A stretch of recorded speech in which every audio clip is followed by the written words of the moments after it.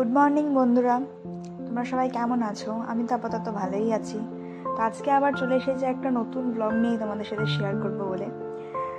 আগের দিন আমি শেয়ার করেছিলাম আমরা কলকাতা থেকে দীঘা এসেছি। তো আজকে আমরা সকাল সকাল দীঘা থেকে চেক আউট করে আমরা মন্দারমণির উদ্দেশ্যে রওনা দিচ্ছি।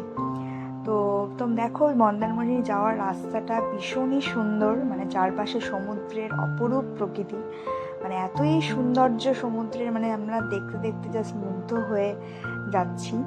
তো আবার আমরা ওখানে গিয়ে খানিকক্ষণ একটু দাঁড়ালামও, কারণ না দাঁড়িয়ে পারলাম না, এত সুন্দর চারপাশের প্রকৃতি।